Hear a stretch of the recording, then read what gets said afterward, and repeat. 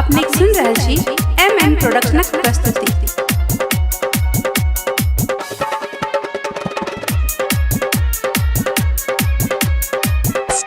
रो हटले रही हैं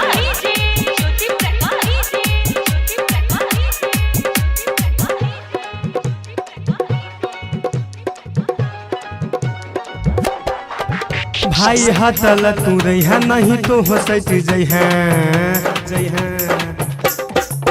भाई हटल तू रही है नहीं तो हंसैत जई हैं भाई हटल तू रही है नहीं तो हंसैत जई हैं पगली से दूर तू रही है रे ई कुमार की छौरी ई पतड़ की छौरी चोली सँ बम गिराबै छे ई पतड़ की छौरी चोली सँ बम गिराबै छे बम गिराबै छे।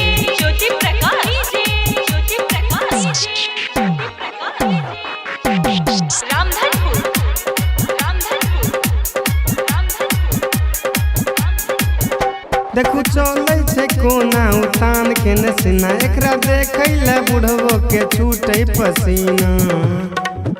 देखू चलै छे कोना उतान के नसीना एकरा देखै ले बुढ़वो के छूटे पसीना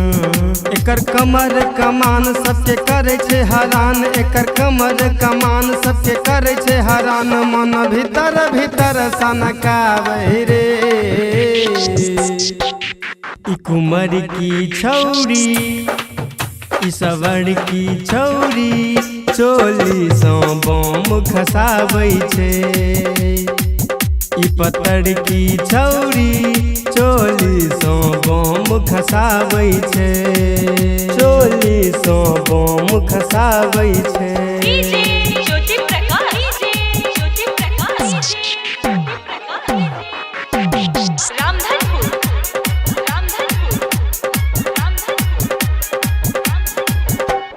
जानी ने ककराई लेते चपेट में सबके बजाबै छे राहर के खेत में जानी ने ककराई लेते चपेट में सबके बजाबै छे राहर के खेत में केना करे मन मानी अखन चढ़ल जवानी केना करे मन मानी अखन चढ़ल जवानी सब छोरा के दिल धड़कावे रे कुमार की छौरी ई पतड़ की छौरी चोली सँ बम खसाबै छे ई गोर की छौरी चोली सँ बम खसाबै छे।